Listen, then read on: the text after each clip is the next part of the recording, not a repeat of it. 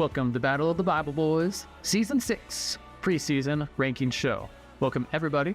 Thank you for all those joining us from previous years and first times this year. I'm joined by my magnificent co-host, Mr. Isaac Bowen. Hello. Man, dude, how have you felt this last 9 months without football? How's it been? I've filled it with, attempted to fill it with baseball, but following the Rockies has just led to more sadness. So this will be a nice break from watching the Rockies lose and fade further into oblivion. Oh yeah, I hear ya. Well, I don't know what it's like. I do like the Rockies, but you definitely follow them so much more closely. You're much more of a diehard fan, and you have my respect. You're loyal, Isaac. Thank you. How have you filled the hole in your heart? I like to listen to the off-season programs. I like hearing the news, but news is very slow, and it picks up. And even though I'm in some dynasty leagues, which is where you keep your team year to year, so you can kind of play year round, people just aren't very interested in like doing trades or talking about it till the season picks up. So I've been kind of bottling it in, and I'm ready to let it out. Excellent. So the way we do this preseason show is we're going to go through, give our brutally honest takes on who we think is going to take first all the way through 12th in this upcoming season. Emphasis on brutal. Emphasis on brutal. Yeah, you're all tough. We know you can handle the truth. So we try to be truthful in that. But before we do that, I have an announcement and a surprise for my co-host. The first is the announcement that John Jensen and I have entered the Fantasy Footballers Megala Bowl as co-managers. Awesome. The Megala Bowl is basically a 5,000 person fantasy league with just like all the fantasy nerds of the world who subscribe to the Fantasy Footballers. I was going to draft, and then I got a client scheduled right at the start of my draft for today, just last second. No. So I call up John. I'm like, John, can you draft for me? And he drafts the first 10 picks of this draft, or first 9 picks. So I'm kind of showing you, our team name is Chunks of Clives, and we're competing for the honor of Jesus and our friends and friendship. So I'll give updates at the midseason and at the end and let y'all know how we did, but there's something we can all cheer for there. Represent. Yeah. And then for our surprise, Sir Isaac, this marks the 6th year of our Battle of the Bible Boys Fantasy Football League, and I would like to do a years 1 to 5 recap and ask you some minor trivia and reminisce a little bit as we go back through. So I'm especially excited for this because many of you have joined along the way of this journey of our Bible study. And I think it's important to honor the people from our past and the people who have been here the longest, which is you and I, Isaac. You and I have been here the longest, so we deserve trying to make sure we get honored here. Oh yeah, like the most honor. Most honor. I guess you get more than me, if anything. You were here since the dawn of the group. Why, thank you. You're wearing the Jesus cap, so I think you're more honorable right now. Yeah, well, I'm trying to compensate. You know how it is. So here we go. 2019, this was our Bible study. Remember these days? Whoa, the babies. Look at us, all the different facial hair. I have no hair on my head. Ian's killing you. Yeah. Rise of Skywalker. And you all got baseball jerseys, and I'm just rocking a hoodie. Yeah. Hey, I think we aged like a fine wine. Yeah, I think so. Yeah. This was like very beginning. We had more women at the beginning, but they all kind of flamed out, and for a while, it was just us 4 rocking it. You, me, Ian, and Brian. Do you remember anything that we studied during this time? Oh, yeah. Honestly, I don't think I do. I think we might have done a couple topical studies.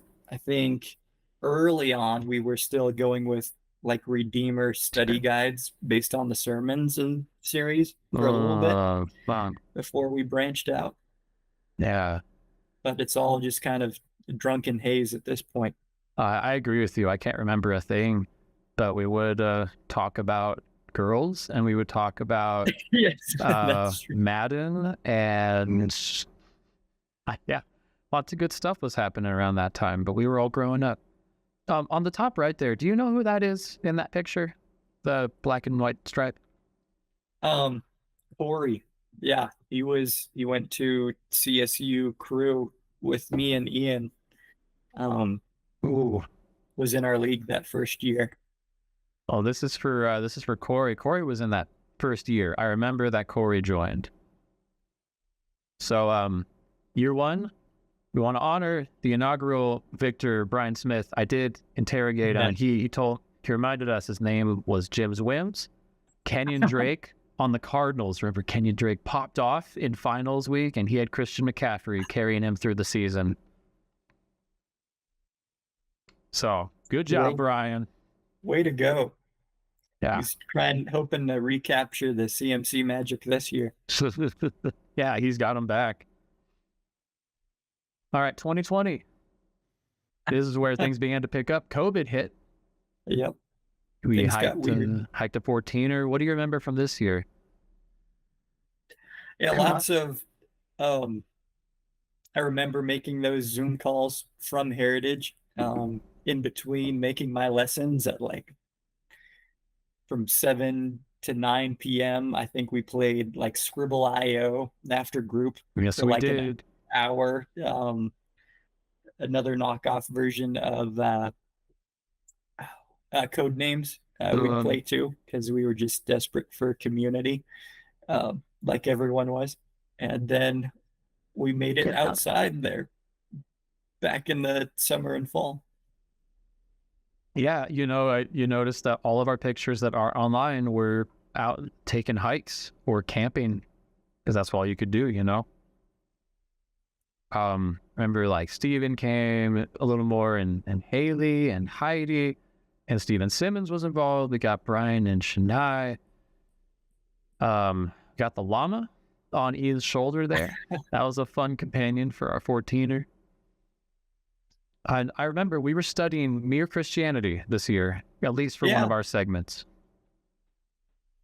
Yeah, I think that might have even started at 2019 at some point. It did, yes, because we were going with Mere Christianity for a while. So the original giant Clive's chunk that got us rolling. Yeah, maybe that's where the theme began. I don't know. Yes. Or anywhere that any group that you lead is, it's going to have a little bit of that C.S. Lewis. It's going to be chunky. And you remember who won that year, Isaac? No. Wasn't me, was it? You big silly. I knew there was one glorious year. Never truly gone. Never truly gone, remember? What a wonderful team. Devontae Adams, Alvin Kamara. I still remember.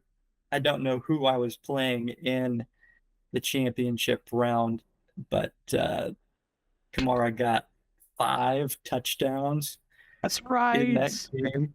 Oh, that Christmas game, I think. Yep. Aaron Jones was great for me that year too. He was. I got some late season boost from Ryan Tannehill in my QB spot. That will always be my favorite team.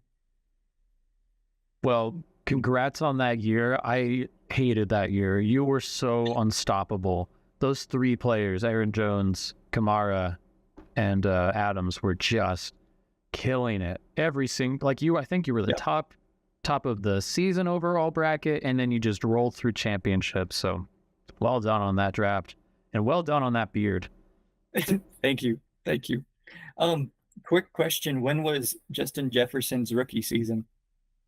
Oh gosh, I think it's his 3rd year now, maybe, or he's coming into his 4th year. Maybe it was this year. I Maybe just remember picking him off of waivers as a rookie before anyone knew about him, so I forgot if it was this year or not. I think it was this year. Yeah, that sounds right to me. That gave me a boost too. Yeah. So anyway, well done. Moving on to 21, I'd moved off to Phoenix. Group size shrunk a little bit. Haley moved away. But there she is with some pumpkins. Maybe she hadn't moved away just yet. What do you remember from 21? Uh, Being sad that you and Haley weren't there anymore. Yeah. I was sad too, buddy. It looks like we still got some good cabin trips in there. Um, but not much other than that. Any idea what you studied? No. I think I think we were plowing through the Bible. I know at some point after Mere Christianity, we took on Romans. Um, I think we also took a break at some point in there in 2021 to go through kind of questions of the faith people had. Um, Kind of let everyone bring up their own question. But that's all I got off the top of my head. Awesome. And you know who won this year? No, if it wasn't me, I didn't care. The start of a dynasty began. Haley's Boys Oh, took yes, Patrick Mahomes dynasty. That's right. And that was the year Jonathan Taylor completely popped off after the third week, which is when I traded him away in a different league. Oof. Still hurts. Can hear the pain. Oh, I still hate the man's guts on a personal level, even though that's unbiblical and I've never met him and he seems like an actually cool dude. I'm kidding. Don't hate people. It's fantasy. Fantasy hate. That's right. All right, 22, we had some big events. One, Brian got married, and that did kind of mark his departure from the group, but you can see a bunch of us there cheering him on in the background. Yeah. And Lindsay joins the group, and with Lindsay came a whole slew of new faces. Indeed. Yeah, we got an influx there. That was also when my relationship with Kaylee got going, as you can see in that top right. I remember we were visiting Stephen right before I asked her out for the first time in the bottom left when we went to see him. I think we're watching my gosh, you're Top Gun right. Maverick in the drive-in. Dude, that is such a fun memory. It was raining outside, and there were like these, like they were doing some kind of forge fire off the mountainside. Like it looked like smog was working over there. Yeah. And it was like lighting up the sky. But that was a trip with us three and Heidi. But we did a bunch of other fun activities, I think. And I was coming into town often, so I don't know. I don't think I was quite there for most of the whole year until the end. What were you guys? What was that year like? What were you studying?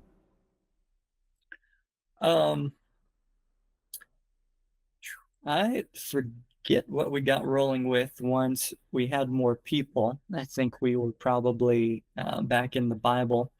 I think we were maybe going through some epistles over the summertime. But summertime was when we kind of hit our attendance low spot, and it was like me, Heidi, Brian, and Shania. And if Brian and Shania canceled, then there was no group that week. So we were pretty hit and miss there for that whole kind of lead up to Brian's wedding before we see a much more full table there by the end of the year. Yeah. Well, I want you to know that me not attending the group out in Arizona, but I was dating Heidi long distance, it gave me so much like hope and happiness that you all were still meeting, even if it was just four of you or sometimes two. So from a selfish perspective, thank you. We knew you'd return. And winter this next year, you know it. Haley repeats Queen of the Boys with Patrick Mahomes and Tyreek Hill. Oh man, what a killer combination. And if I remember right, didn't someone accidentally trade her Debo Samuel during like his best season ever? It was relatively early on in the year. Maybe, I don't remember. Was that maybe? I remember John Jensen joined that year. I don't think he did that. No. I remember getting Keenan Allen off of him that year. Yeah. I think it might have been one of the Bryans, or I forget who. I just remember that she got a nice deal for Debo. Yeah, and that was the year that we tried messing with the format too much, and it was like best ball, and everyone had like 40 players. Yeah. So that was a rough year and a good win by Haley.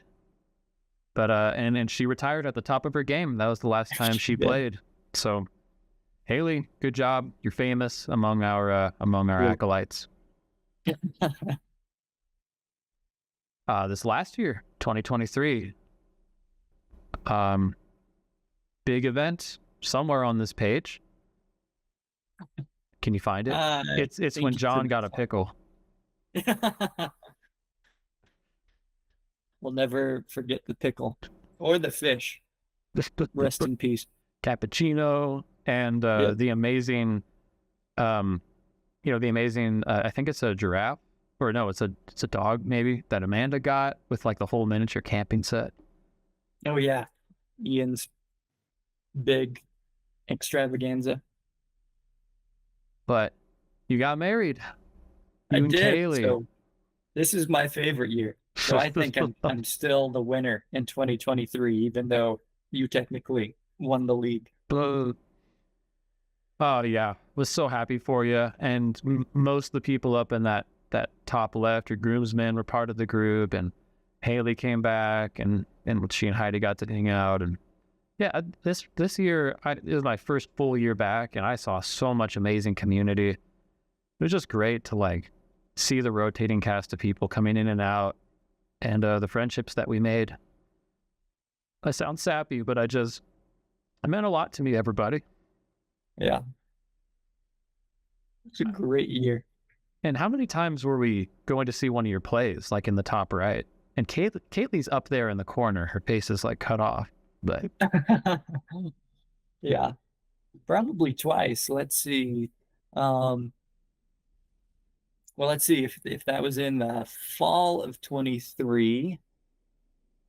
Oh man. Oh, that was You Can't Take It With You, which I definitely was one of my favorites I put on. And the spring would have been The Alibis when Robbie made his acting debut. that was good. Oh, he was so good. Okay, I was going to ask you what we studied. I had an answer, but I actually remember that I think it was more like 2020, we did a study on spiritual gifts. Remember that? Uh-huh. I think we took a personality test or something. Yeah, we did. We did that. I think we also did the Enneagram at some point. Yeah, we did. Yep. That was interesting. Do you remember what we studied in 23? I think we covered Psalms and Proverbs to some extent. I might be leaking into 24, but I know we did Ecclesiastes at some point. Yes, we did. I voted for that one. I think that was my suggestion. Yep. That was cool. Thank you, everyone. Yeah, that's about what I remember. And I feel like maybe Lindsay used our group more like a place for her to be just a studier, but she led a different study. Yep. A studier. Anyway, yep, I won last year. You did. There's not that, it's hard to win a league, you know? And I was looking back at our end of season podcast from last year, and like I barely made it into playoffs. I got some really big upset wins. Like, we've only done this 5 times in 5 years. It's really hard to win, and it takes a lot of luck. Like 2 years ago, I'll shout out Brian Kershaw. I think this was the year that Brian Kershaw was dominating all year Yeah. long.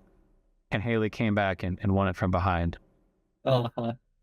And yeah, you were dominating, and Lindsay, this would have been Lindsay's victory. She lost to me by 1 point in semifinals. Like, it's hard to win. It takes some luck. So anyways, all that to say, thank you, Isaac. I just wanted to bring together all our memories and express my sincere appreciation, hopefully on behalf of the group, that you've started this study and stuck it out. I hope you can see all the fruit that it's brought to me and everybody who participates in it. So thanks, man. Well, thank you. It's heartwarming. Good to see all those memories. It's been a great is it 5 or 6 years? I suppose this will 5 years? be our 6 years. Sixth Our sixth year. year. Sixth year, yes. So yeah, been and even though I got things rolling, I mean, clearly God was really at work there and brought a lot of wonderful humans together who've um, joined and left and come back, and even those who were just Woohoo. here for a season Yeah. contributed so much to all of us. So yeah, a lot to be thankful for in those years. So without further ado, why don't we get on into our actual preseason ranking show? Let's do it. All right, let's do it to it. Thank you everyone who participated in the draft. So what we're gonna do, I've just got them in alphabetical order here. I figure we can both give our rankings and talk about the team as we go through, and then we'll give our dark horse at the end. First up is Alphabet Soup, drafted by Amanda, first-time play or manager. I realize I need to differentiate. Managers are us, players are the football Yes. players. First-time manager, Amanda, so glad you could join. Excited to play with you. Isaac, why don't you start? Where did you put Alphabet Soup? What's that? Did you get that? Froze up for a minute. Oh man. So I Okay. see. Why don't you start? How did you rank Alphabet Soup? I will clarify that ranking these teams was easily the most difficult Oh my goodness, I agree. ranking we've ever done for this. Usually there's a couple of teams that I feel like are clearly at the bottom, a couple of teams clearly at the top. This year it felt like everyone was in the middle, just a very even distribution. And so even the teams that I rank lower for once are teams that I also think could win it if things break right. Um, and so it's really anyone's guess. Um, and Alphabet Soup, I mean, you can tell their drafting strategy as we go down the names from Josh Allen, Barkley, Diggs, AB, DE, Cooper, right? No. If you looked at her draft board, though it was literally the alphabet Oh, I was going trying to down, find that. it went better than I feel like it should have. You're a team with that kind of strategy. So I have them ranked 11 out of 12 just because I don't know if the power of the alphabet will be quite strong enough. It's still a really good team, right? With all of these, to split things up, we kind of have to nitpick because of how close everything is. This is one of the teams where I'm not too excited with anyone on the bench. Not necessarily a weakness, but not necessarily a strength. Same can be said of Evan Ingram, solid tight end, but I feel like to get an edge in this league, you might want one of the top fives, but he was a top five last year. So who knows? I think Barkley could be great with the Eagles. Josh Allen is always great. I don't think that he'll be lapping the field this year. He didn't even really do that last year, even though he was still very good. But he's moving into a situation without a clear top wide receiver.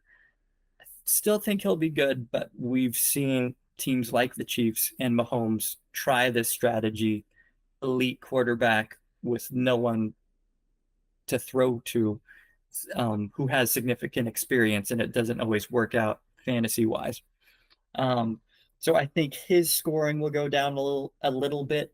I don't think Stephon Diggs is an alpha wide receiver anymore. He could be, but that wide receiver room in Texas is pretty crowded, and I could see both Tank Dell and Nico Collins doing better than him this season. Amari Cooper goes up and down based on when Deshaun Watson actually plays. Um, and I had him, and he'll have great games. Was kind of inconsistent.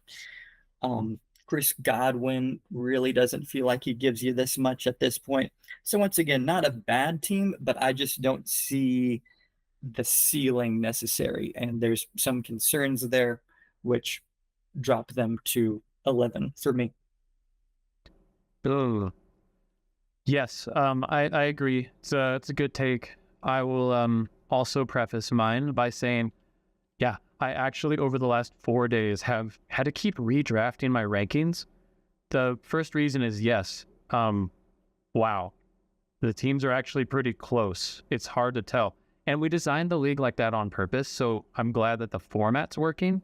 We want it to be so that new players and experienced players alike all at least have a good chance of winning.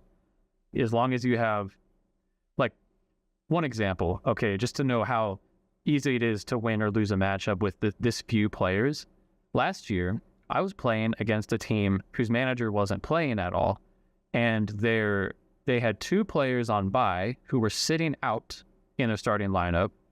Their tight end scored 2 points, but their other 3 players had big games, and those 3 players single-handedly defeated my 6 players who all performed averagely. So there's definitely a lot more variability when you're starting so few highly talented players. The second reason it's hard to rank these teams is because I think this is the year I'm excited that we have, I think, the most involvement of the managers that we've ever had. We had 2 people auto-drafting, but even those 2 players, I don't think anybody here is going to just leave their team alone all year. I think people are too competitive, and there's too much hype amongst all the players, even the non-football fans who want to help each other win this league. And I imagine they want to see us get taken down. So, Absolutely. That being said, I'm placing Alphabet Soup higher than Isaac. I'm placing them at number 10. I don't know why Isaac hates you. So here's the thing. Everybody on this team is an old man. The youngest player in her starting lineup is 27 years old, which in football age is like when you're starting to really slow down. Josh Allen has been the number 1 quarterback for like 4 consecutive years in a row. He was number 2 like once in there. I think he's going to be pretty good, if not incredible. All these players have been incredible at different points of their career. My fear is that someone is going to fall off, or 2 players are going to fall off. And unfortunately, I do agree with Isaac that because of the Alphabet strategy, your bench doesn't. This bench doesn't have the depth that it could have had if it was taking players from closer to the top. So, honestly, Amanda, if you stay active and you play the waivers, and maybe you keep to the strategy and you find some people coming up that have the first 12 letters of the alphabet, maybe you abandon the strategy and you fill up your bench with people as they begin to rise up. Let's say one of my running backs gets injured. There will be a new running back on waivers who's going to be skyrocketing in value because they're now going to be taking my running back's old job. Go pick up those guys, put them on your bench, hog them, hoard them, and be ready to swap people in and out. I still think this team can easily have a winning record. And if you can get into playoffs, which means you have to be in the top 6, you can win the league. So I like to root for this team. A lot of classic names on here that admire, but I have some difficulty believing. I want to take a quick pause. I want to let everyone know once again about a quick format change, by the way. There's no more divisions. That's gone. There's no more minimum waiver bids, so you can make $0 bids when you're trying to pick up players. And finally, I want your thoughts on this, Isaac. I'm trying out a strategy where every week you're playing against your opponent and you can get a point for beating that opponent, but you also can get a second point for being in the top 6 scorers of the entire league that week. The reason for this is because, well, I'm going to look kind of at Ian's team from last year, which actually was outscoring many of he was in the top half for sure, but he also was against some of the most tough matchups, and he missed playoffs as a team that actually had just as many points scored on the year as Lindsay's team. I wanted to give people more of a chance to fight against the odds if they keep getting unlucky with who they're facing. What do you think of that? Yeah, I agree. I like it for those reasons exactly. I remember Kaylee's first year in the league was similar, where I think she finished with the second or third most points in the league, but was like a distant bottom half team because she was kept losing games like 165 to 170 and just had there. So on those frustrating weeks where you are losing because the other team is just unbeatable, then I do like that you are still rewarded for a quality effort. Yeah, well, we'll give it a try this year, see how it goes. All right, cool. Well, then the second team that we're going to talk about is Dumbledore's Army. I'll let you take that one first. Yeah, may I start? Yes. Dumbledore's Army. I put him at number 1. Nice. Kaylee, I think you're gonna win the league this year. I'm putting you as my bet. Gosh, did I hate drafting right next to you. I wanted Breece Hall. I wanted Cooper Kupp to come back around to me, and you took him in the second round. I would have totally taken Pat Mahomes if you hadn't taken him, dropping all the way to the 3rd. Look, I know Isaac gave you a list. There are lots of lists online. I get a list from somebody else. We all get help because there's a bunch of nerds out there who do this professionally, and they rank who they think is going to win the league. So there's no shame in using a list. I literally do it. And you just took the best available players every single part of the draft. And it was so annoying. Well, every part of the draft except for when you took Mr. Tuggle, who I've never heard of in my life. But that's he's fine. not even on the team. He was, I looked him up. he's fired 2 years ago. But that's fine because 2 years ago. But that's fine because Kaylee, if you play the waiver wire and you're active this year, you're going to drop Tuggle to pick up somebody awesome off of the waivers, and you're going to play the game. Your backups, your bench, you got starters here, people that might actually become the number 1 targets on their team. Polk and Coleman, great upside picks. Samir White and Spears are probably going to get a workload. I won with Jared Goff last year. I think he could actually be really good because I heard a rumor that the dude is playing like in mostly at-home dome games, and he does really well. Like, dude can't play a way to save his life, but gosh, I'm jealous. I'm angry. I love you and I hate you. I think you're going to win the league because your team is stacked and full of players that I just believe in. Just stick to it, and I think you got the shot. I'm so mad I didn't take James Conner. It feels like a betrayal because he won the league for me last year. But yeah. I needed a wide receiver. So anyway, that's my thought.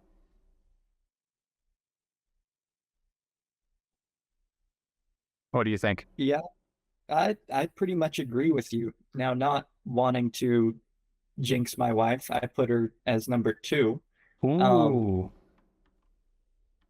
Just because I'm never right about first place. but I have the exact same thoughts. I mean, Mahomes has a better team to throw to than last year when the offense went down. I think he'll kind of rebound. And just looking at the team, like you said, it's star level production at every position in the starting lineup. It's like you said, a quality bench, some really high upside guys like Malik Neighbors, right? Huge upside, but even if he doesn't hit his upside, I think your team is okay. My favorite pick, one that I really wanted on my team, was Trey McBride at tight end. Uh-huh. Um, with Kyler Murray back, and you look at what he did at the end of last year, and I think, the only wide receiver Murray is really going to throw to is mostly Marvin Harrison, who's also a rookie. And so I think this could be a like Gronkowski type of year, vintage, just a almost potential wide receiver production from a tight end. And with everyone else on the team, I just think it's um, stacked at every position in the lineup and able to weather some disappointments as well if things don't break well. Awesome. Kaylee, you got this. This is your year. All right. Father, boys, bishops. May I take a quick pause? So we have a tradition every year that the winner of last year gets to choose the name and photo of the loser of that year in the following year. So Brian was the lowest placing team last year that's still playing. I get to choose his name. And so just to be clear with everybody, we have these weird nicknames in our group chat. I'm Willis, you're Jebediah. The reason for this is because we played a board game, or what would you call it? Like a murder mystery game called Donner Dinner Party in 2020. And we all just started breaking out into funny accents, like we were from this hillbilly South kind of place. So we all got our own nicknames when we played that game. And Brian's name was Father Boy. And it's the funniest thing to me. It may be just me, but I think it is just the funniest name ever. So, Father Boys Bishops. I made him Michigan's priest character, and that's gonna be his team. Love it. Anyway, Father Boys Bishops. What do you got? By the way, can you hear me? Am I breaking up? I can. Okay. Sometimes it gets a little sticky, but I hear you 98% of the time. Okay. So I had them. This is a team I kind of flip-flopped on a bit. I have them at number 5. Okay. I think they've got some great potential. They're a bit held back by basically punting on the tight end position. Did not take one until the final round. Komet can have some solid games, but is in a platoon at a position that already doesn't score. Other than that, I really like the lineup. I think Jordan Love will continue to take a step up. He was great in the second half.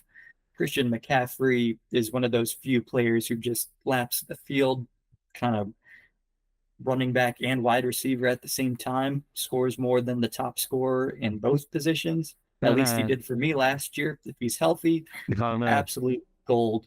I didn't have that great of a team last year, and he kind of single-handedly carried me to the finals anyway.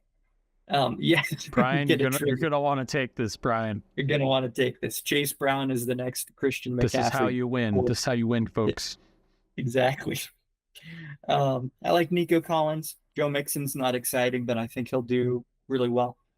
Drake London could be a huge step up now that he has an actual quarterback who knows how to throw the ball, unlike the past couple of years. So who knows what his ceiling is with Kirk Cousins. So there's a lot of positions I like, especially those 5 out of 6 in the starting lineup. And he has some useful pieces on the bench. David Montgomery, a good depth piece or solid there. as well as Christian Kirk. So a team that is strong, could make that leap up. It just depends on how the season shakes up to see if Father Boys Bishops can make it all the way back from 12-1 this year. Absolutely. I'm a little lower on him. I put Father Boys Bishops at number 7. And it was a tough sell.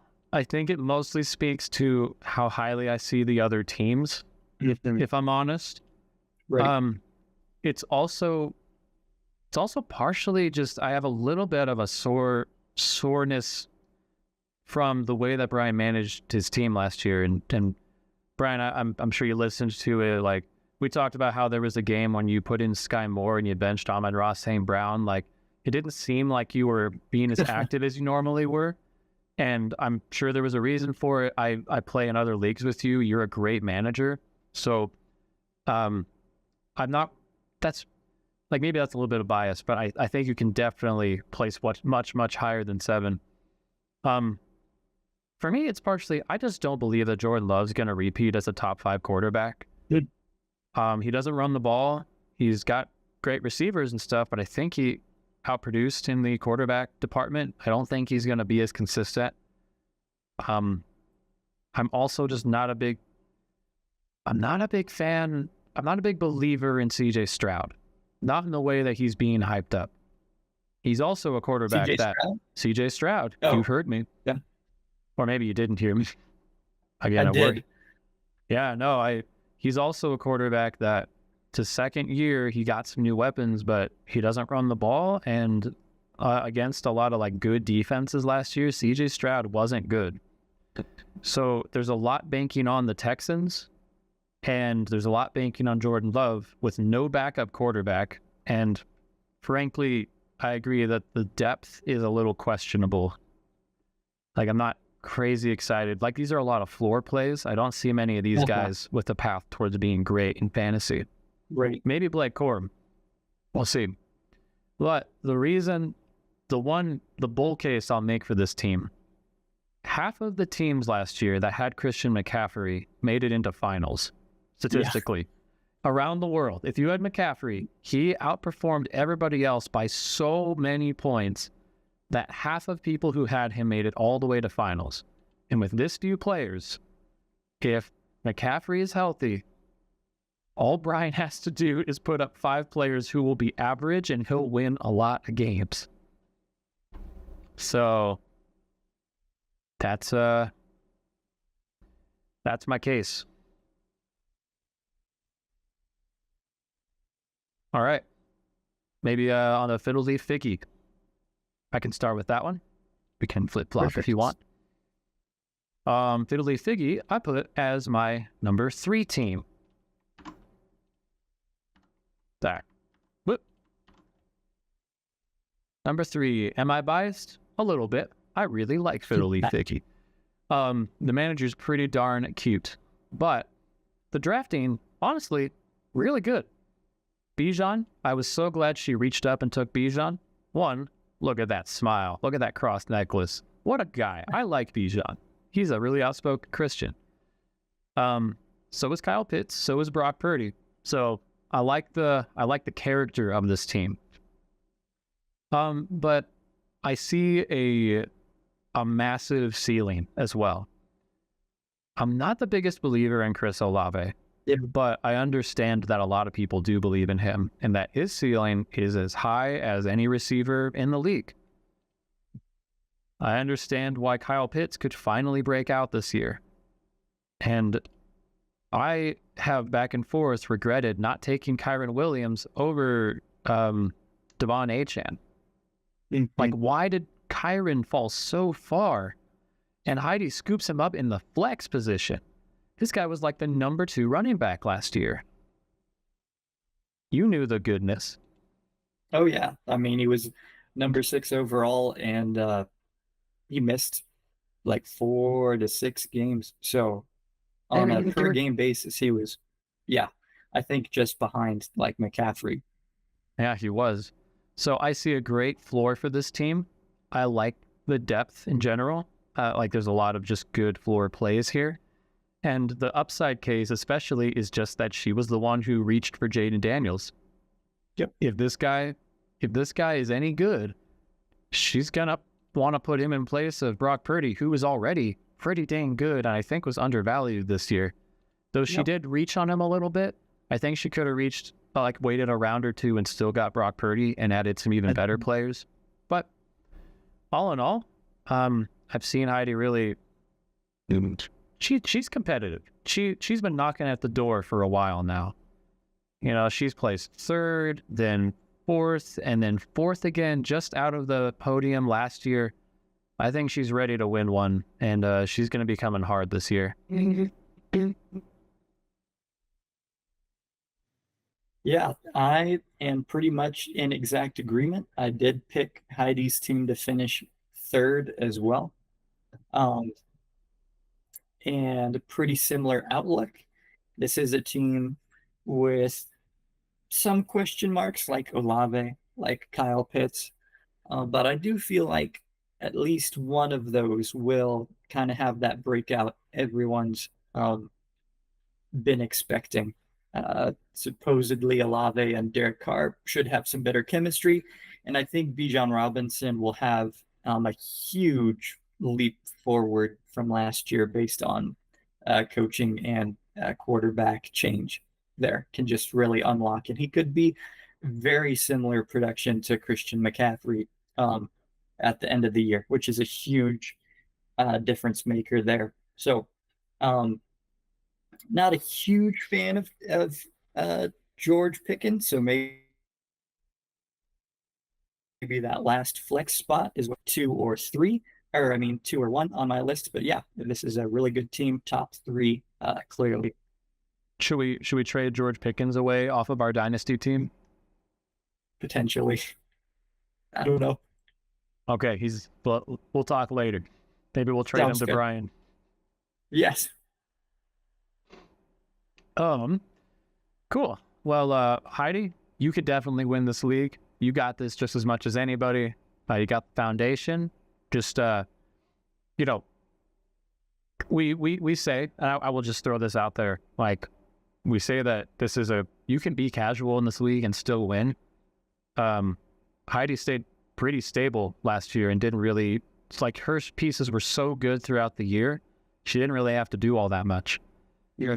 But I will say that last year, like you, me, Lindsay, Steven, and John were the other top 5 players. We were all the most active players in the league, made the most pickups, the most trade offers. Stay water is my advice to everybody playing this game. All it takes is a quick Google search of like best pickups for the week, best fantasy pickups, or checking quickly on fantasy news, or looking at your players and clicking on the little blue or the little green box, like what's happening to my players. Things change. Just because you are winning in week 3 doesn't mean you're going to be winning in week 10. It's just good advice to be moving. And I think, Heidi, if you're doing that as well as everybody, like you can definitely win this league. Okay. Isaac's nodding. We're all good. Yes. Not a tame lion. You go ahead, sir. Your turn. Okay, so Uh-oh. yep. I hate to break the news. I'll spoil a little hint in that I ranked our 2 teams close to each other. And I actually I'm helping you out here. I'm doing the reverse jinx because usually we rank each other like 1 and 2. I feel like the last couple drafts. But once again, because of how tricky it was and how close the top 6 teams are, and I'm even rethinking it now, but I did have you at 6. Ooh, okay. So challenge, and of course you can tear this down in a minute. I think one of the big differences is going to come down to Lamar Jackson. So who I kind of penalized you for in my rankings, number 4 QB last year. But there were just so many. You look down that list, games where he scored in the teens and other games where he just won you the week, that I think his inconsistency is going to sometimes win you the week and other times kind of lose you the week. So it will be kind of add some inconsistency there potentially as well with I like going for A Chain. This is a pick that could win you the league if he gets injured or if Mostert gets too many of his touchdowns. Maybe it's a disappointment and you look back and think, man, Kyron Williams could have propelled me to number one. I do like the consistency of Amon-Ra St. Brown. That helps balance out Lamar as long as Mark Andrews is on the field. Then that's a huge advantage at tight end for you. I love the James Cook pick. But For me, one of the differences was just after, wasn't sure about Jackson. Think A Chain was solid, but he might have been able to grab a more stable running back in that spot. But overall, love the first 6 picks. But then after that, there's kind of a drop off. Calvin Ridley could be great. Was kind of up and down and inconsistent last year. And he's going to a place with a not very established quarterback. And then I just looked at the bench and I wasn't a huge fan of anybody on the bench. So didn't see the ceiling there with the Washington running backs or even McLaurin per se.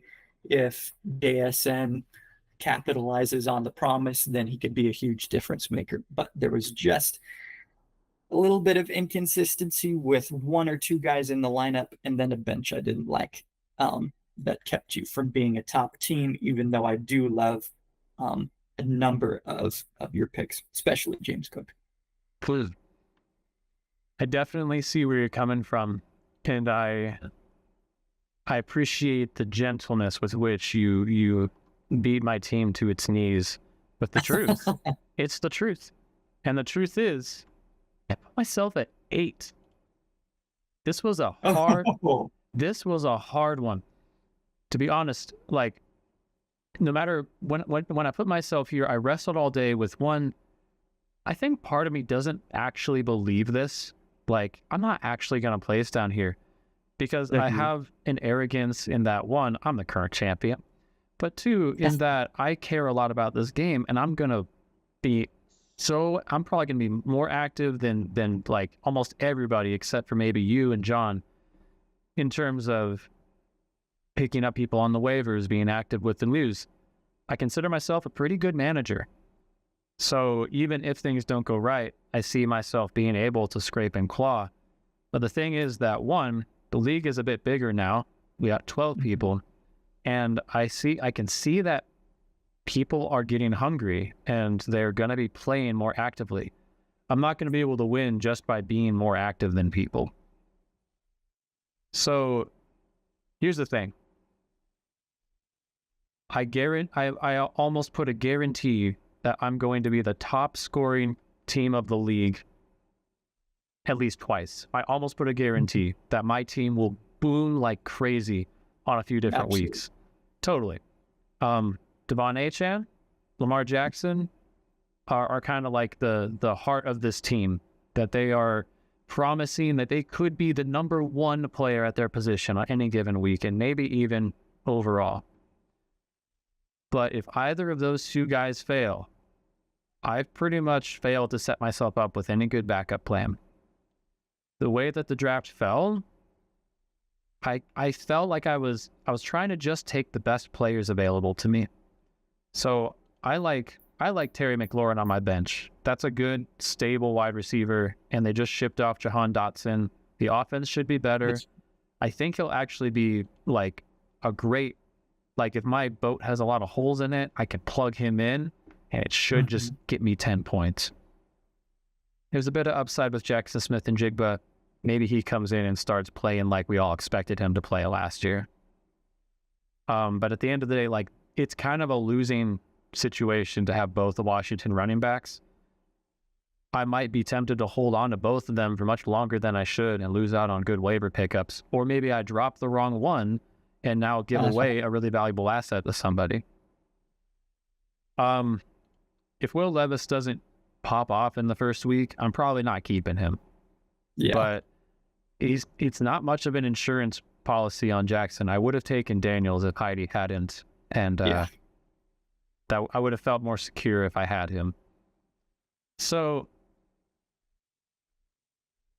I named my team to not a tame lion today because as I concluded my rankings and said I'm going to put myself at number 8, it's because I realized that though my team has the potential to take first, which is what I think you should play that way. I think you should play for ceiling. I'm not here to take middle of the pack. I'm here to take first place.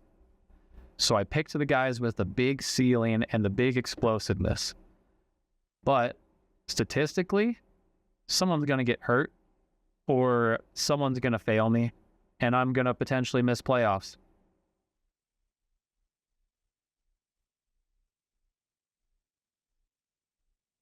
That is my story.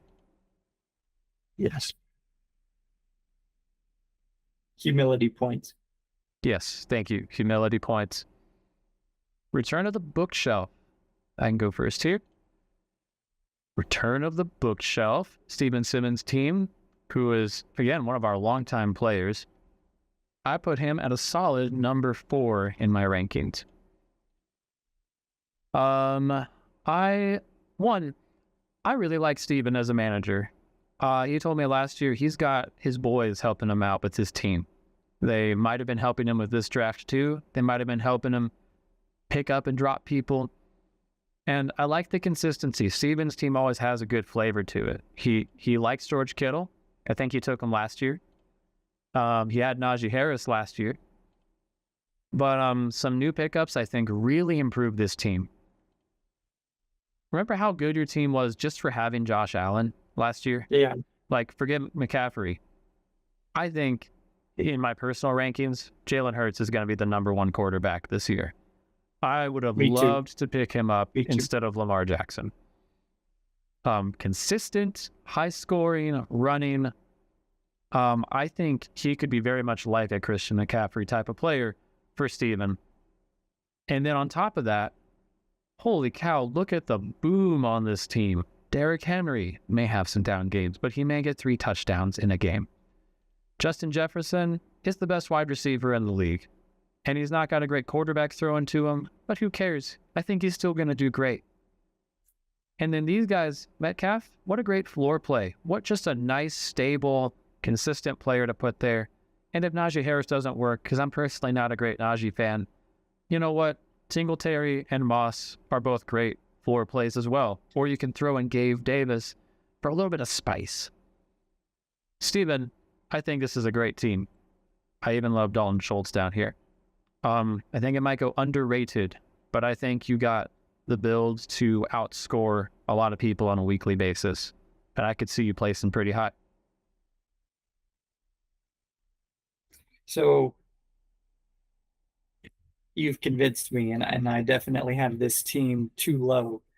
I think it was just as I looked through the list, and this is true for my own team, even. There were just kind of player after player that I wasn't as excited about as I wanted to be. So I think the quarterback room is stacked. Second half of last year, Dak Prescott was basically the QB1. Juicy. I wish that I had drafted Dickon Prescott. Yes. Prescott. Oh, man. Wished that I'd taken him at the point in the draft when Steven did. And I think Hurts will be the QB1, like you said. It's the starting lineup. And he does have a good bench. And this is a team with actually one of the highest floors. I don't know if I said my ranking, actually. Yeah, what's your ranking? It's 10, which I feel like is just disrespectful. I'm sorry, Steven. Oh, my goodness. Push bookshelf on you all over. Some of these were just gut calls because I had such a hard time ranking any of these teams. Disrespect. But it was just, I know. don't get no respect. Uh, but I don't like Najee either. I don't have even DK Metcalf in this league. I feel like you need less floor plays and more um, high ceiling guys. And I feel like he's just going to come in at kind of number 16 again and be overall solid, but not really be a week winner too many times. Kittle will be a week winner at times, and other times he will completely disappear. Still probably end up as number 5, but there's going to be a lot of games with 3 points, 4 points, what have you. Um, I'm probably dinging Justin Jefferson more than you are, just because there's been a couple times where I've taken a shot at a super talented wide receiver that just had no one good throwing to him. And I mean, we saw it with Garrett Wilson last year. I think Justin Jefferson will still be good, but I don't think he's Look, man, necessarily a top 5 guy this year. I think he might be right around top 10. top 10? Can you give him top 10? Maybe, Look, uh, Zach maybe 10. Wilson is pretty bad. Yeah, pretty bad. So I think that's really going to put the cap on a player that would otherwise boost this team to heights. I think Derrick Henry will be better than what we've seen with Tennessee recently, uh, but he might be turning into old man Henry soon. I mean, he's 30. Um, we've seen Ravens running backs go ahead and get touchdowns a good amount of the time, but it's still competing with a running quarterback. I'm just worried about some of the age and efficiency where he might not get the huge volume that made him the fantasy force he was a couple of years ago. So that's just where I go through the list, and I have little quibbles with players who still probably already have a high floor. I just don't see any of them reaching their ceiling except for his quarterbacks. But 10 is still probably too low. Well, I respect the honesty. We're here to give the truth. And the truth, Yes, as scripture says, shall set you free. indeed. So that frees you up, Stephen, to unleash your wrath upon Isaac when you face him. Yes, it's probably going to cream me every time we face off. All right. Ricky Town population, Ricky, why don't you start with your opinion of Ian's team? By the way, the reference, what's that movie called? What's the reference, Isaac? Hunt for the Wilder People. Okay, Hunt for the Wilder People. Go watch it. It's actually pretty fun. Yeah, it is. So just based on the movie reference alone, that boosted him in my rankings due to those mystical powers. Um, this was a team I kind of struggled with. I'm interested to see where you put him. I put him at 4. I am a CJ Stroud believer. Might not take the huge leap forward that some expect, but he was a great backup quarterback for me last year. Didn't need him with Josh Allen. I think he's going to do really well. Etienne, solid pickup, but it's once again having CeeDee Lamb and Tyreek Hill are just clearly the top 2 wide receivers in the league. And so that's a big advantage. Travis Kelce, not what he used to be, but he still gives Ian a significant edge at a really shallow position that most of us don't have a good contributor to. I think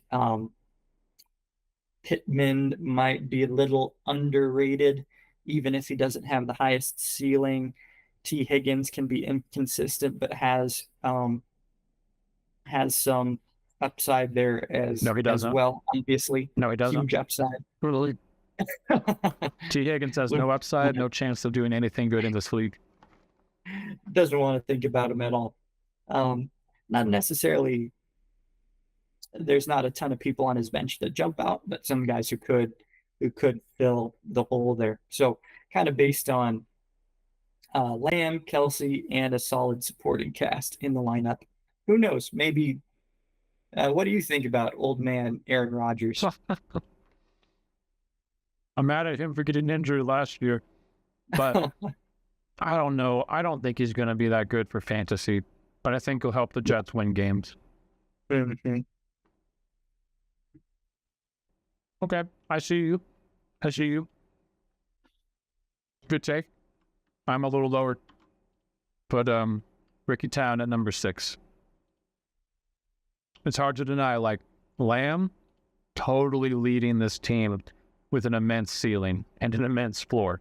If he does anything like what he did last year, oh my gosh, we're talking again Christian McCaffrey types of carry potential. Yeah. And then, yes, I believe Kelsey will give him an advantage at the position. So that gives me a lot of comfort. But beyond that, I feel kind of meh about pretty much everyone else on the team. So, I don't know. Like, Stroud was rather consistent last year, but he put up a few. Like, this is his rookie year, right? Like, he's going to get better, and he's got better weapons now. Second year in the system. I think Stroud is a really good quarterback. But remember that in fantasy football, like, he needs to be doing the work. He's got a better running back this year, I think, in Joe Mixon. I'm a little biased. I like Joe Mixon. Yeah. But I worry that he's just he's being way overhyped for where he's going, and that Ian might have given up too much to get him. Good. T. Higgins is the worst player in the league. He should be cut this year. And they say hate the sin, love the sinner, right? So T. Higgins, I'm sorry that your parents named you T, and that when you have the abbreviation T. Higgins, like I'm sorry, man. I maybe you should go change it. But that's me. I gotta pray for forgiveness for this poor guy. I have this is a meme, everybody. I just have always been really annoyed by him and his role, how he's always like talked up very big as like a really good wide receiver, and then he just never ever delivers a good fantasy season. So I'm pretty tired of him on my teams. Lad McConkey, though, you could replace him with Lad McConkey. That dude has a great name. Oh yeah, Lad McConkey, and he's gonna do great. But we can't forget, Ian took a dip on his bench because he has Jonathan Brooks and Nick Chubb waiting in the wings to come out and destroy some people. So, I think Ian could definitely be picking up in the second half of the year with that boost if someone's not working out in his main lineup. I like Ian I like him and his motivation. He's been talking up his team around here. He's getting really interested in trying to win this year. So I don't put anything past him. I think he's going to be savvy with his waiver pickups and his trades.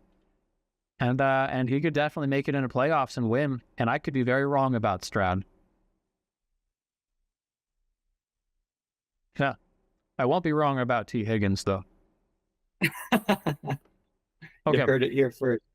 All right. Here's a hard truth question for you, Isaac. Is this going to be your actual name going into the season? Oh, yeah. Okay. The high schoolers have struck. They have struck. I am tainted. All right. I'll go ahead and give mine. I put you at number 5, sir. Why, thank you. Indeed. Yes. Now, part of that is also a huge credit to you as a manager. You're active and savvy, and you're hungry. You, maybe when you won our league, I wonder sometimes if when you won our league in 2020, you didn't realize this league was going to like become really big and important and go on and on. Because you've been hungry for another win. I have been very hungry. Hungry get them. Even though not many people have won it at all, like 3-4 years ago is a long time, So it is. I expect you're very much going to be hungry the way I was last year. Oh, yeah. Want to redeem the last 3 years. This team, team I made it to championship week last year, so yeah, trying to get over the hump this year. That's right. You almost had it. And I think you got the pieces. You got the ceiling right here. I'll start with the more predictable players. A.J. Brown, awesome. Deebo Samuel, awesome. Can he stay healthy? We're not going to bet on injury, except for one player. So awesome. Rashad White, you know what? there's a new offensive coordinator. I don't know what's going to happen, but if he does what he did last year, awesome. Jake Ferguson, you know what? I didn't have a tight end last year, and it worked out for me. I figured it out. I bet you'll figure it out. Either it'll be Jake Ferguson, or you'll find something better on waivers. The big problems I see are up here at the top. One, having two Colts that actively take from each other's fantasy points. That's true. Richardson is known for being a runner and running the ball in, and Jonathan Taylor, that's kind of Jonathan Taylor's job. So anytime they run the ball, you're going to be getting those points, but only one of them is going to get the touchdown. So in a way, like I can't imagine you'll have both of them hit a ceiling at any given week. And I keep saying there's one player I'll bet on injury for, and it's Anthony Richardson. Nice. I think he could be the number one. Like, we definitely see the path. You and I have him in Dynasty, so I'm not hoping for this. I'm never hoping for injury. But I thought about it, and it's like, well, he has 2 games. No, he has 3 games and 2 game-ending injuries. I'm sure he's thought about it for the whole year. So he comes in this year. He cleans up his act a bit. He's throwing more. He's being more careful. Game 5 or 6, he goes for the big run, gets injured, out for a few more games. I could just see a path where this goes horribly wrong, and I worry that Caleb Williams is not going to do it in his rookie year to make up for that. Or maybe you'll find someone on waivers. But like, this is the only player out of all the teams that I'll legitimately say I am betting on an injury at some point. Nice. And I worry you won't be able to recover from it. But aside from that, Jaden Reed and Tank Dell, having those on your bench gives you so much stability that you didn't have last year at the wide receiver position. Yeah. You're like, I'm not going in this year with no wide receivers. So you can get the other positions off of waivers as you need, but yeah, I think you'll withstand some disappointment if some people aren't performing. But yeah, I think Richardson is a huge question mark, and even if he does well, I don't know if you're going to have him the whole season. So I'm putting you at 5. Solid, considering all the competition, and giving credit to your ingenuity and ability to improvise, adapt, and overcome. Well, thank you. I'm flattered because I actually put myself at 7, one behind you. In part because of the points you brought up there. This might be more like skibbity toilet, as the kids would say, than skibbity doo-dah. Skibbity doo-doo. That's true. Just hurt to say that a little bit. This is me giving into the slang. Anyway, I do like my wide receiver and running back core. Like I said, AJ Brown, Deebo Samuel, Jonathan Taylor. I think is one of those players we almost have a weariness of because he's been around a little bit, and last season was funky with the contract holdout and the injury, and so I think people are lower on him because of that than maybe we should be. So he wasn't a player I was excited to draft because of that, but I think he has good potential to still be top 5 running back once again. And at least I didn't even think about them being on the same team, but at least now I can watch a Colts game and not be upset regardless of who scores the touchdown. There's almost no way I'm sad at a Colts touchdown. Yeah, that's for sure. But my greatest disappointment was at the tight end position.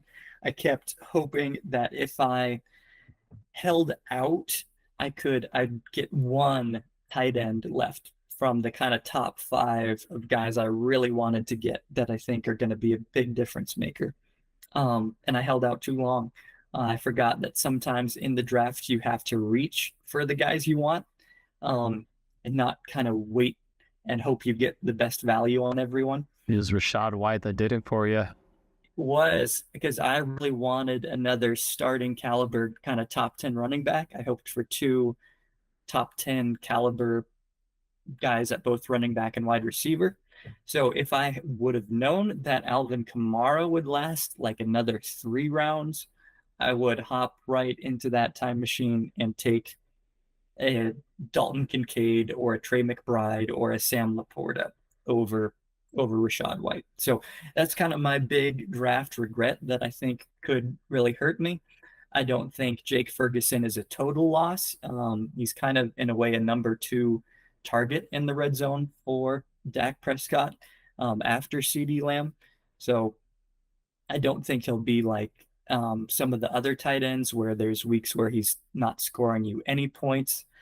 He's not going to have a great ceiling, but he at least won't be a complete non-factor. uh, but won't be an advantage. So I'll be working the waiver wire for that next breakthrough tight end.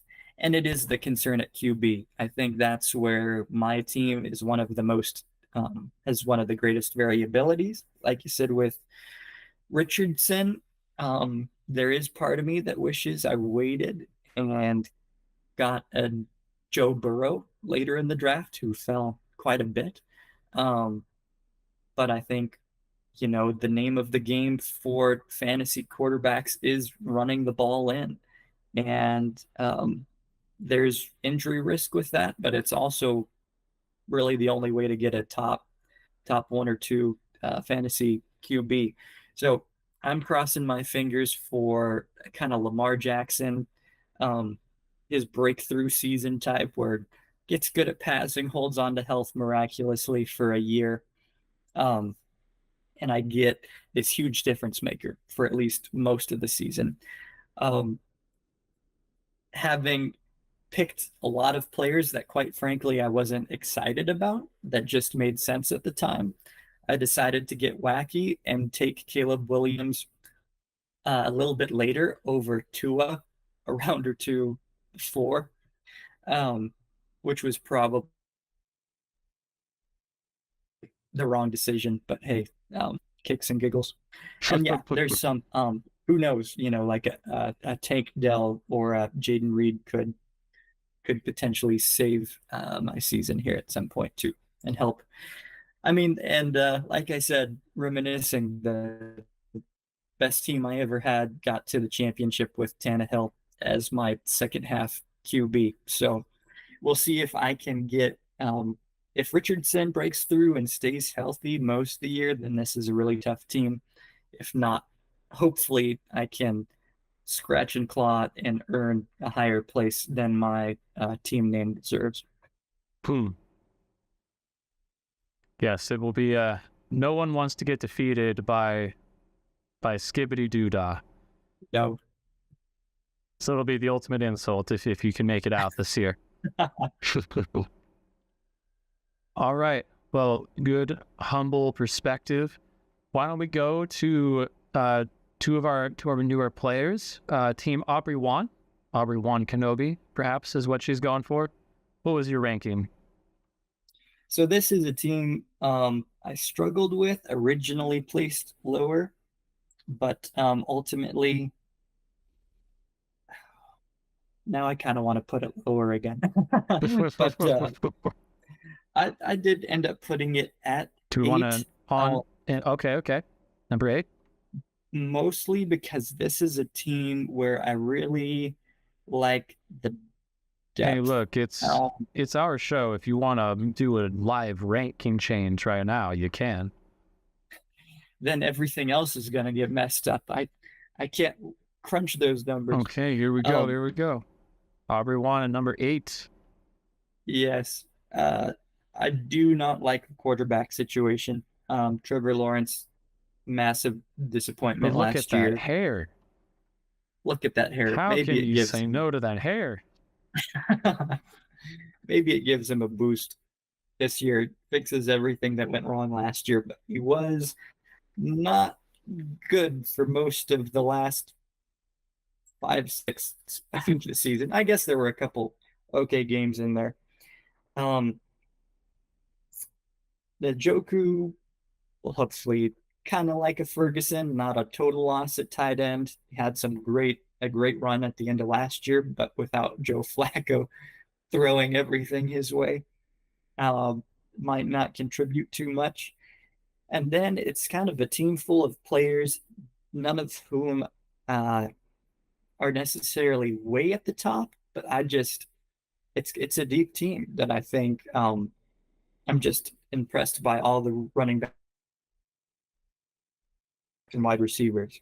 Jamar Gibbs, Kamara, Aaron Jones. At least two of those guys are going to be startable or pretty good on a week to week basis, even if Aaron Jones is not what he was in the heyday at Green Bay. A wide Yeah, for receiver sure. got huge upside with Marvin Harrison. Devontae Adams will be better this year with Gardner Minshew, I think, as long as they don't put Aiden O'Connell out there. He might be someone who was drafted too late. I think Jalen Waddle will be better than last year. DeAndre Hopkins could be better. Concerned about Keenan Allen's weight, and then you throw in a guy like Xavier Worthy um, in a high-powered Kansas City offense. So basically, I just liked the overall depth and potential value of at least four a combination, some combination. I don't know what that combination is, but I think at some point this season, four of those running back wide receivers are going to be really good on a consistent basis. Yeah, I respect it. So yeah, my ranking, I did put her down at number 11. A little more disrespectful, Aubrey. I apologize. Here are my reasons.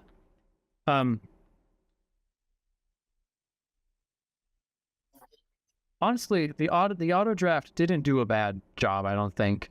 But I think a lot of the players were overdrafted. I don't think Marvin Harrison's going to perform at his ADP this year. He's Right. He's kind of like the best rookie prospect anyone's ever seen. So he's being taken way up with all the proven people. And even if he has a incredible rookie season, it's going to be hard for him to put up the numbers of a true wide receiver one. Devontae Adams has been slowly just kind of going from incredibly consistent all the time to incredible sometimes and really inconsistent other times. Yeah. Like I've been avoiding him like the plague in all my drafts, though I really like the guy. You should check out the receiver documentary on Netflix. Jalen Waddle's actually, I think, a pretty good pickup. I'm not quite sure what that'll look like this year, but I agree with you. If Aubrey, if you're playing if you're just moving the players up and down off the bench, if you're kind of keeping track of who's doing well, and you're even like looking at the matchups and seeing what the best matchups are, I could see this team playing out a lot like Heidi's team from last year, which auto-drafted a bunch of great wide receivers and running backs, and then gave a very late quarterback and tight end. Yeah. You know what? I like Njoku. I think he could potentially just do what he did at the end of last year. Maybe he's a much bigger part of the offense going forward. And Trevor Lawrence, yes, he kind of sucked last year, but remember the hype last year. Remember what everyone thought could have been. What if he's a post-hype sleeper? What if he just needed some more weapons and he gets more into it this year? Could happen. I'm not betting on it, but I see that if he just, even if he puts up mediocre games, this team could have a lot of boom weeks and be really good. But if I'm honest, part of it is, one, just the waiver wires and Aubrey needing to kind of pick up the game. Now, last year, I will say this, we bet on Lindsay placing last place because we were like, well, Lindsay doesn't know how to play fantasy football. She's never done it before. Lindsay was like the best manager in the league. She was diligent, researching, and active. And I know Aubrey is competitive enough to just figure it out and play an incredible season. So, Aubrey, prove me wrong. I know you can do it. I know you're competitive enough to do it. And I do fear you if you put your mind to it. But otherwise, yeah, I think auto draft kind of did fine for you, and there's a path forward. Team Windrunner, I can go ahead and continue on to Bassam, Aubrey's husband, and also the other team that got auto drafted. Bassam, I'm sorry, I'm putting you at 12th. Essentially, I can copy paste a lot of the same reasons, except you really got the worst end of the deal with your auto draft. It gave you let's go right here. It gave you 6 wide receivers in a row. You can only start 3 wide receivers at a time, so most of the really good talent on your team is forced to be on your bench at any given moment. And then all the other positions, Tony Pollard, Javonte Williams, these guys may not even be the number ones on their team. They're really big question marks. Tua, big question mark. He had a great beginning of last year, and then he just completely fell off. And you couldn't play him for the second half of the year. And I have absolutely zero belief in Dallas Goedert. Yep. They just traded for Jahan Dotson to have a third wide receiver. I just don't see this guy doing anything.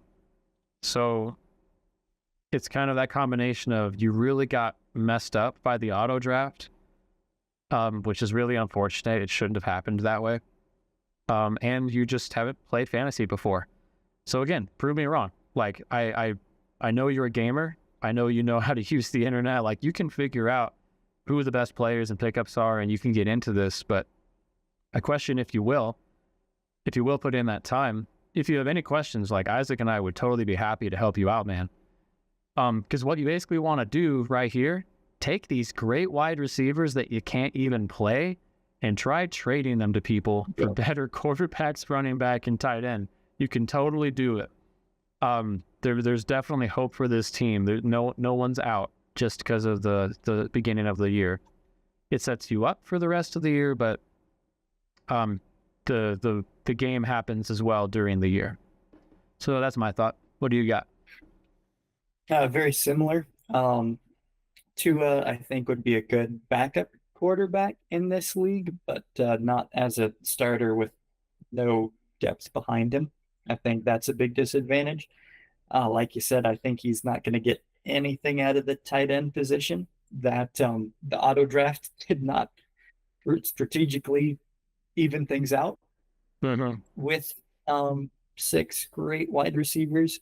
Because that loss at QB, at tight end, and I really don't like the running back room. Maybe Javonte Williams comes back from the dead, but Maybe. Tony Pollard is not.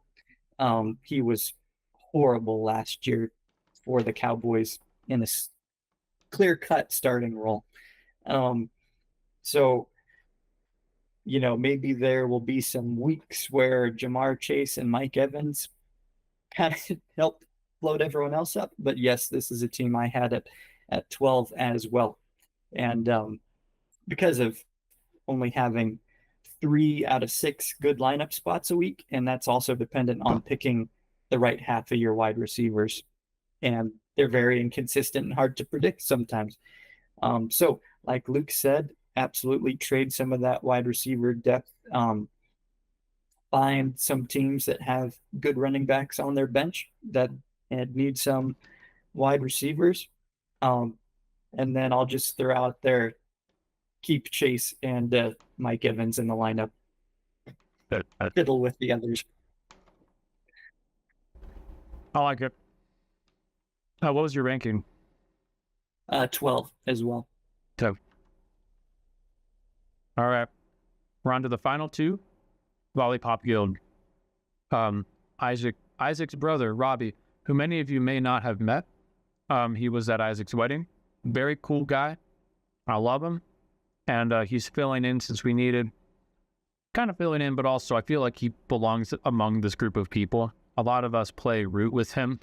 So, yep. Robbie, you're very welcome to be here, and we're glad you joined us. Isaac, would you like to give the first take? I would. I'm going to guess that we picked put the team at the same spot at number 9. Number 9, that's right. Um, Yep. nice, nice.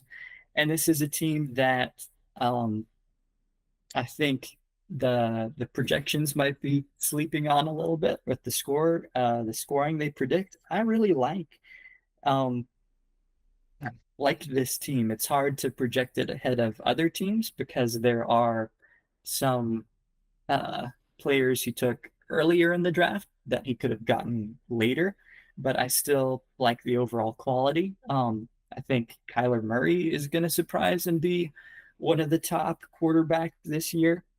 I think Kenneth Walker is better at running back than people are thinking and might be a top tier, like a top 10 and not just a top 20 this year. Puka was great. I think Kincaid So might good. be kind of the so good. Yeah, you got to enjoy the Puka-ness. Um, that's grammar. Kincaid might be the number 1 wide receiver in a way for Josh Allen. The guy stopped teaching English for like 1 year, and oh yeah, no, I don't even know how to spell anymore. I don't know how to word. What are those? Uh, I like Rashi Rice a lot. Could be the new clear wide receiver 1 for Patrick Mahomes, which is always a recipe for success. Mostert is probably undervalued once again. Now, if Devon Achane is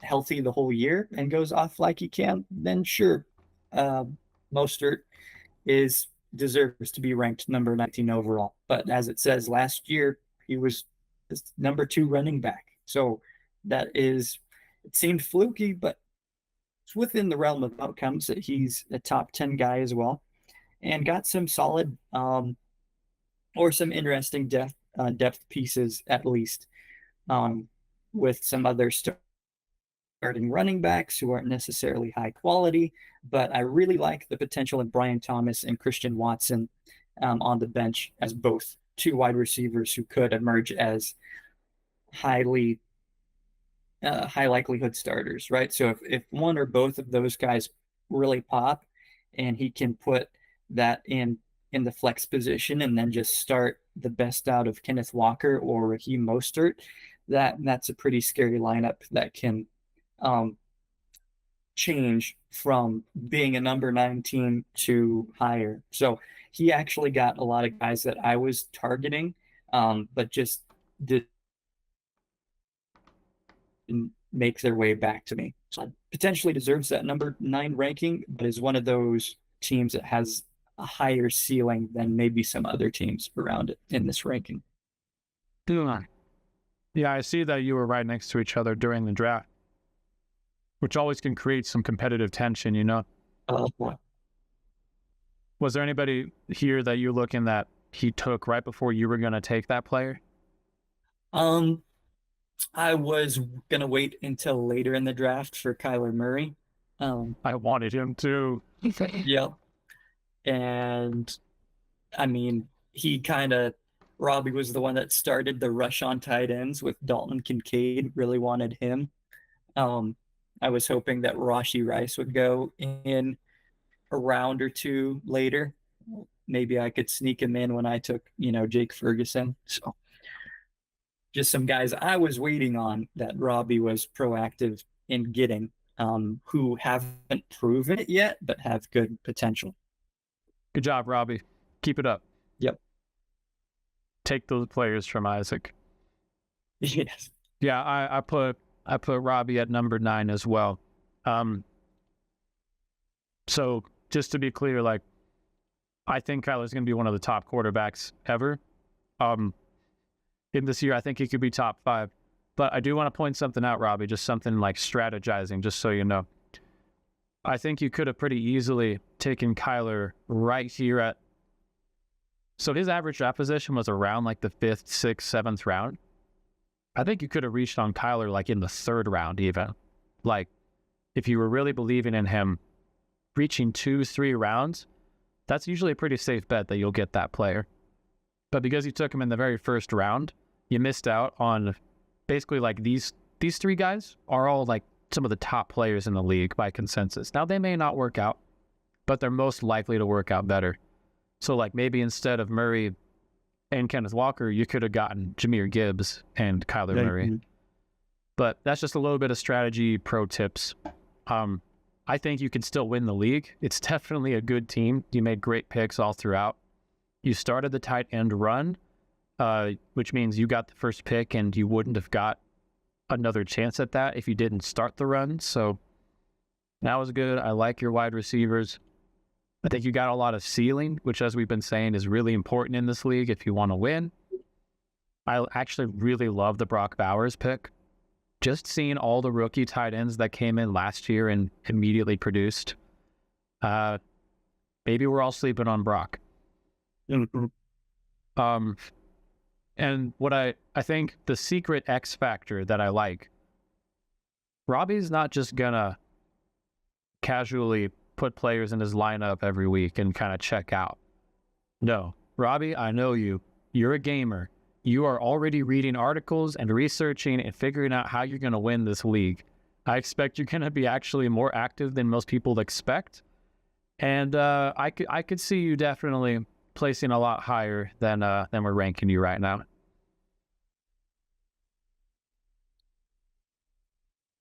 Final thoughts on the Lollipop Guild?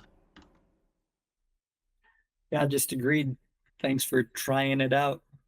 Yeah, we're excited to play with you, man. All right, our final rankings. Let me start, and then you can reveal where you put the more the merrier. Yes. The more the merrier. John Jensen, been playing for the last 3 years. A very competitive, fun player, or manager, I mean. I think he just had an incredible draft. Yep. Tyreek Hill, a staple at his position. I would have taken Kyren over Pacheco or Jacobs personally, but yeah. But you got some good high floor running backs here. Laporta, I think the touchdowns are going to regress a bit, but he was still the number 1 tight end last year. DJ Moore and Joe Burrow. And then you got Roma Dunze. I guess what I'm trying to say when I'm just saying all these names out loud, I think any of these players can be top 5 at their position. Like literally all of them could be top 5 at their position. Now anybody could be top 5 technically, but like I could see a world where reasonably, maybe it's more like he's top 15 at every position. And if he's doing that, like he's going to win the league. He's going to be one of the top teams coming into playoffs, and then he just needs to get the right matchups and have the players that are on the rise and not downtrending. And John knows how to do that. John's very active as a manager, and he's paying attention to the news, and he's actively trading. And Hawkins is going to come back later this year, waiting on the pup. So I have a lot of faith in John to win this league, but one, it's hard to win. Even the best teams crumble because of one bad game in the playoffs. And maybe I'm just a little worried about Joe Burrow because we all know he's really good, but he just can't seem to get it done. Injuries unavoidable, but coming into start last year when he was like not fully healthy, look at these games he put up. 3 points, 9 points, 4 points. Like that lost you the week when you had Joe Burrow.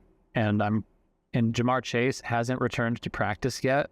He's holding out for his contract. So I just worry that the Bengals might be a bit of a dud compared to what most people are expecting of them. But beyond that, you got high floor and high ceiling, and you can win this whole thing, John. I think this might be your year. Speaking of, Isaac, where'd you rank John?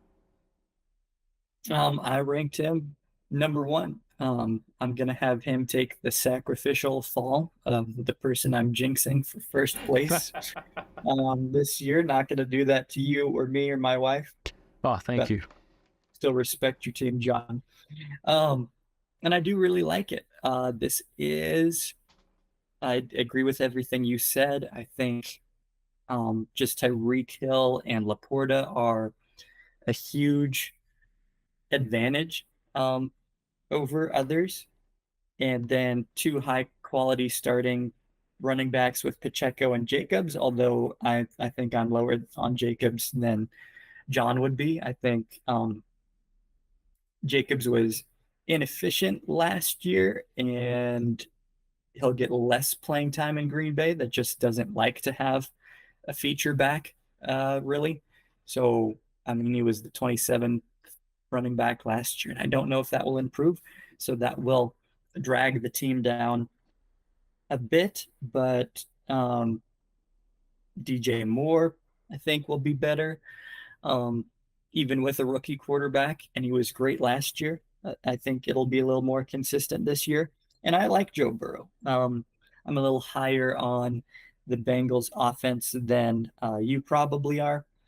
The only thing, like you said, the season happens. The thing that I think could cap this really talented lineup is that's a great starting six, and I do like Odunze, or is that how you say it? Yeah, Odunze, you're right. I'm going to second everything Isaac's about to say. I forgot to talk about the bench. Yeah, I don't like the rest of the bench. Not a big Jalen Warren is not going to be startable that many weeks. He might get you a floor place sometimes, but everyone else, other than Cousins potentially being a solid depth option at quarterback, everyone else might struggle to reach a high floor um, on that bench. I don't mind So, Cortland Sutton, but Mims and Douglas and maybe Warren, yeah, it's a little unpredictable. yeah, just if one of the major stars go down, if he loses a Hill, a Laporta, right? Our predictions aren't based on that, but this is just a team that I don't think has the answers on its bench to suffer major injuries. Yeah, and kind of like my team, because you have Odunze and Moore, you kind of cap your upside. Like if one of them's doing well, the other one's probably not doing that well. So at least you have both. You really believing in the Bears this year. But yeah, one of them better make themselves a clear alpha. Well, yeah. Okay, cool. That concludes our rankings. I suppose I could make some consensus, but maybe we'll do that at the end or something, the end of the year. Right now, seems like our top three teams are Kaylee, John, and Heidi. And then beyond that, it gets pretty messy. Let's go ahead and do our dark horse teams. Would you like to? A dark horse team, by the way, this is one team that we believe can potentially place well above where we ranked them today. So Isaac, what do you think? I am going to pick my own team as the Oh dark my horse team. goodness. Just as a What? team, I'm predicting to finish in the bottom half, but is one Anthony Richardson MVP award from being the number one team. Yes, if Anthony Richardson works, we're all toast. Gosh, it'll be Fingers. just another team carry. I'll be honest, I was definitely considering putting myself as well, because I think that's the nature of my team. I'm probably gonna lose or I'm gonna win. Maybe Lamar Jackson finally just tries every game this year. But the team I'm actually gonna Yeah. the team I'm actually gonna put in is the Lollipop Guild. Like I said, this is my cap. My hat's off to you, Robbie. I know how deeply you get into games and strategizing, and like I think you're a very sharp individual. And coming into this league with a bunch of yahoos playing this betting game about a bunch of football players from around the country, I just wonder if you're gonna do some real deep research, be a killer manager, and if these players are gonna just pop off in the right way, that you're gonna end up pretty high in the rankings, maybe even making a deep playoff run. So, yeah, I guess that concludes our show. Do you have any final thoughts, Isaac? No, just second your dark horse pick as well. That was what I would pick if I wasn't as narcissistic. Yeah. Well, at least you're honest. Yes. All right. Well, that will conclude it here. Here comes the outro music. Thank you, everybody. Good luck in the season. If you need any help, Isaac and I are happy to collude against each other. So we're happy to talk and Absolutely. give insight. Love you all. See you around.